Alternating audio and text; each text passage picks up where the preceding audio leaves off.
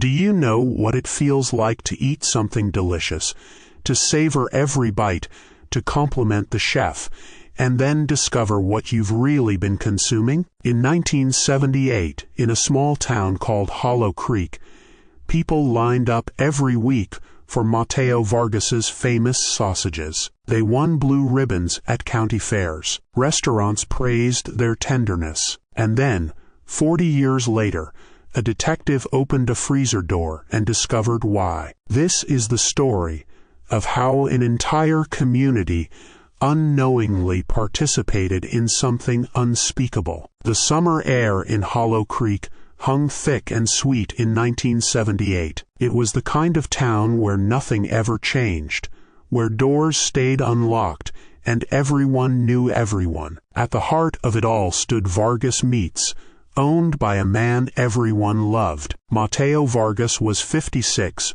broad-shouldered, with warm brown eyes and a patient smile. He'd owned the butcher shop since 1968, serving the same families for a decade. He donated to church fundraisers. He taught neighborhood kids. He was, by every measure, a pillar of Hollow Creek. On July 11th, Isabella Menendez stepped off a Greyhound bus. 24 years old, a newly graduated nurse from Atlanta, she'd come to visit her mother's cousin, Uncle Matteo. She remembered him as cheerful and kind from childhood summers spent in Hollow Creek. That evening, they sat on the back porch sipping sweet tea as fireflies danced. Isabella spoke eagerly about her dreams of working in a city hospital. Matteo listened, nodding thoughtfully. Later that night, Isabella wrote in her notebook, "Hollow Creek feels the same, almost too much the same." Through the window,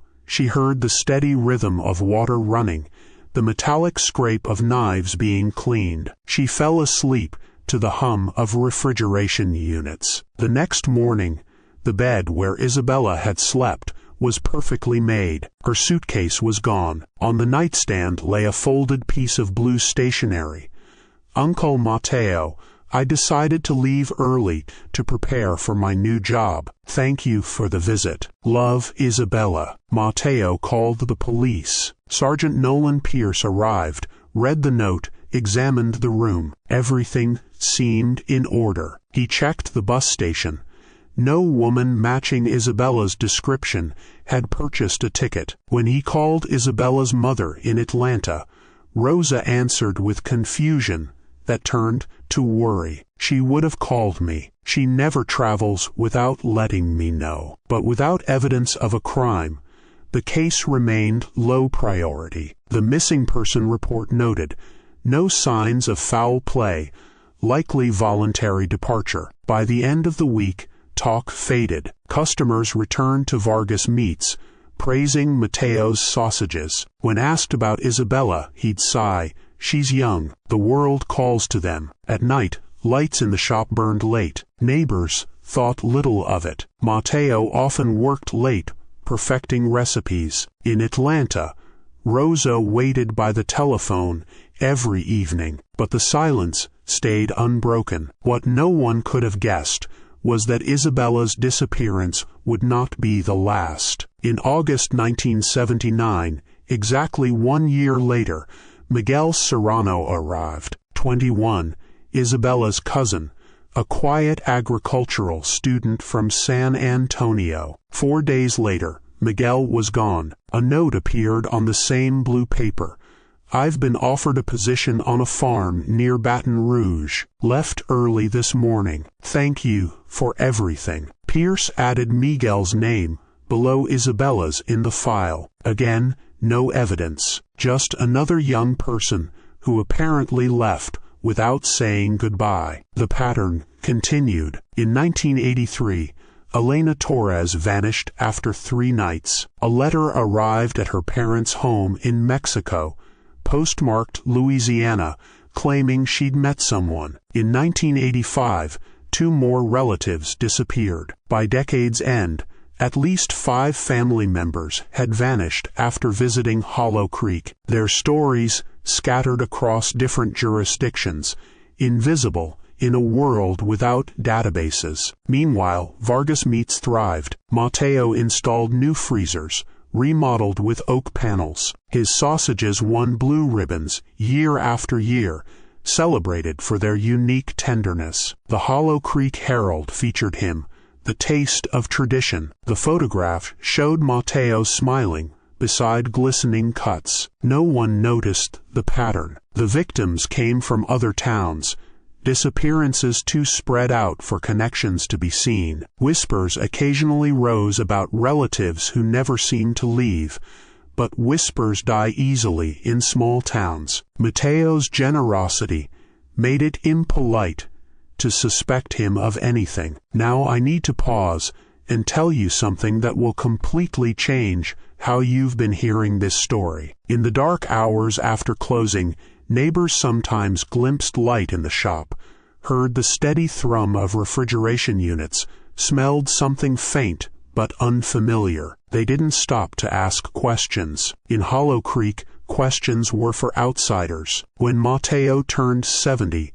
the town celebrated him. The mayor presented a certificate of recognition. Behind his smiling face in one photograph, the shop window reflection showed his store, dark, quiet, perfectly still. The shop closed in 1998 when Matteo retired. Windows covered with newspaper, paint chipped, brass handle dulled. No one took over. The sign still hung, Vargas Meats, since 1968. Most who passed no longer looked. Far away in Houston, Lucia Menendez, Isabella's younger sister, lived with questions no one could answer. In 2005, she enrolled in a computer class at her son's insistence. By the fourth session, she discovered search engines. One evening, hesitating, she typed, Isabella Menendez, Hollow Creek. Old newspaper archives appeared. A grainy photograph of her sister. The headline,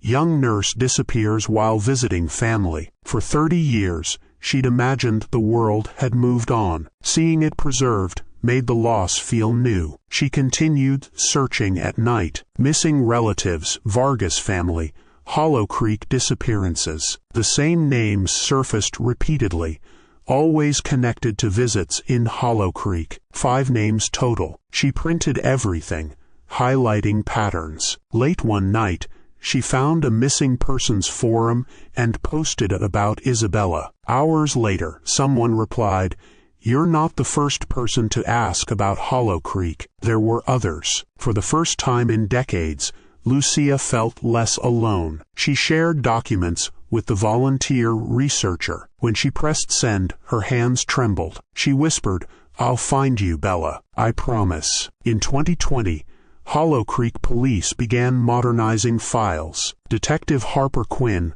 34 and methodical, volunteered to scan cold cases. After 3 weeks in a dusty warehouse, she found Isabella's folder. Inside, a missing person report and a handwritten farewell note. Something about the handwriting caught her attention. The loops were too narrow, the slant inconsistent. She made high-resolution scans and cross-referenced with other cases. The system returned 5 matches, all relatives last seen visiting Matteo Vargas in Hollow Creek. Harper examined each report. Every disappearance followed the same sequence: arrival, short stay, farewell letter, silence. The phrasing repeated like a melody.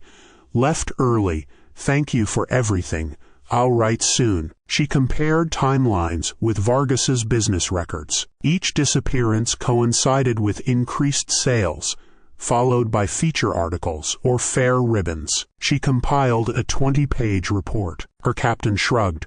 All this is 40 years old. The guy's probably dead. Harper didn't stop. She called the county clerk. After transfers, a clerk said, he's still alive. Brookhaven Retirement Center, 95 years old. Harper sat back, stunned. She began assembling a search warrant, documenting handwriting inconsistencies, financial ledgers, delivery invoices. Then she found a 1979 receipt, industrial refrigeration with drainage adaptation, a facility designed for large-scale disposal. 2 weeks later, search warrant approved. The morning they entered Vargas Meats was cold and gray. Harper stood on the sidewalk, looking at the building that haunted her thoughts. By 7, the forensic team gathered. The locksmith snapped the padlock. Harper pushed the door open. Stale, heavy air escaped, carrying a faint chemical odor. They stepped into darkness. Metal tables stood in orderly lines, tools still resting.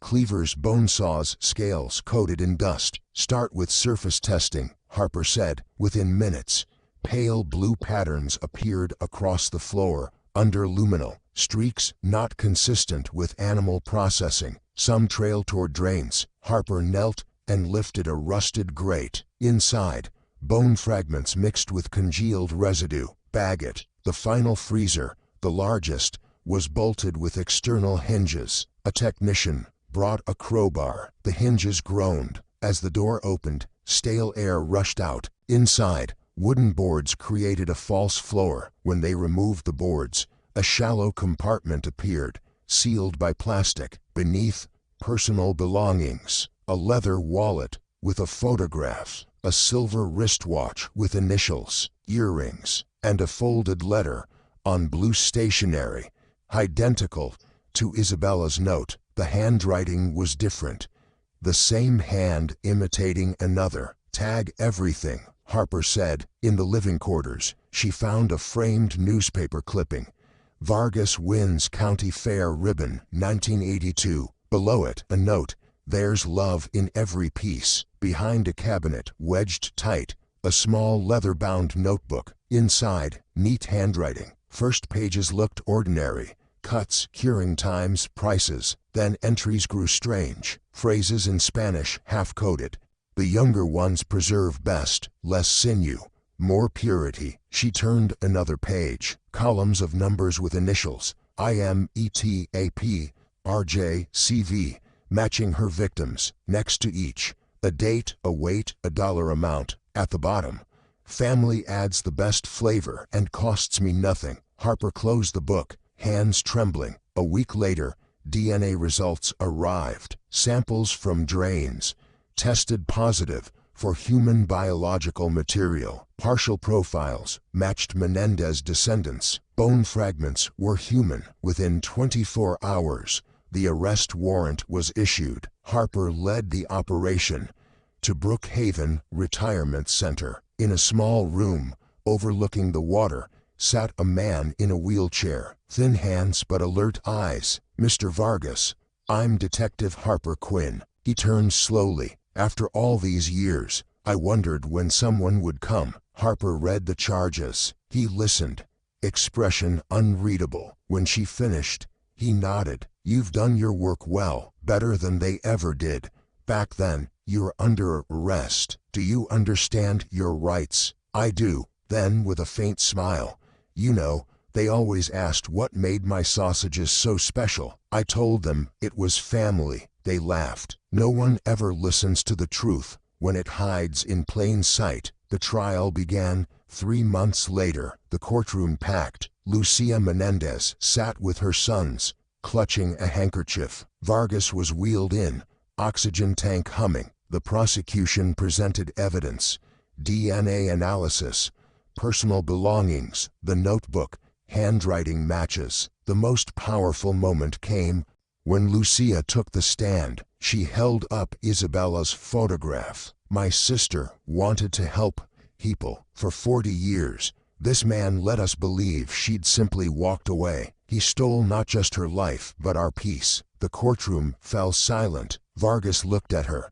a long gaze that acknowledged everything. The jury deliberated less than 2 hours. Guilty on all counts. Vargas was sentenced to multiple life terms. As deputies wheeled him away, Lucia stopped beside his chair. My sister forgave people easily, but I won't waste forgiveness on you. The door closed behind him. Following the trial, Hollow Creek faced its truth. The mayor called an emergency meeting. Decision: demolish the shop, create a memorial garden. On demolition morning, Harper and Lucia watched as walls came down. Lucia picked up a red tile fragment. "He doesn't own this ground anymore." Harper nodded. "No, he never really did." The garden took shape over a year. Volunteers planted roses, jasmine, magnolias. A stone monument was carved with 6 names beneath them. Time may pass, but justice remains. When the memorial opened, the entire town attended. Church bells rang once for each victim. Lucia gave a speech. "My family waited 40 years. We choose to remember their kindness, their laughter, their dreams. This garden is not for death, it's for life continuing." Harper stayed another year, cataloging evidence. Lucia visited often. They'd walk through the garden at dusk, talking about Isabella, how she dreamed of becoming a nurse, how she loved yellow. "I think she would have liked this place," Lucia said. "She always believed in making something beautiful out of sorrow." Years passed. The garden became part of town rhythm. A scholarship in Isabella's name provided aid to nursing students. Harper eventually retired, moving back to Hollow Creek. She spent mornings walking the garden, greeting visitors. On the 40th anniversary, the town unveiled a plaque honoring those who brought truth to light. Lucia, now 70, placed a hand on Harper's arm. "You gave us back our story." Harper smiled. "It was always yours." That evening, Harper remained alone in the garden. She lit a candle beside Isabella's name. "You're remembered, Isabella. All of you are." A breeze passed through magnolia branches. The garden seemed alive, exhaling after years of holding its breath. Harper closed her eyes, thinking how technology, persistence, and one woman's faith had pulled truth from silence. The candle burned steadily. She felt the quiet peace that comes not from forgetting, but from understanding. The garden, once born from cruelty, had become a place of grace. Proof that even in darkness, humanity could choose to remember with gentleness instead of fear. The story of Hollow Creek settled into history, not as a tale of monsters, but as a chronicle of persistence, courage, and love that refused to die. But here's what keeps me awake. For 40 years, an entire community ate those sausages. They praised them. They fed them to their children. How many people unknowingly participated in this horror? And how many other small towns right now are hiding their own dark secrets behind friendly smiles and blue ribbons? If this story shocked you, check the video on your screen now. I believe it was made for you.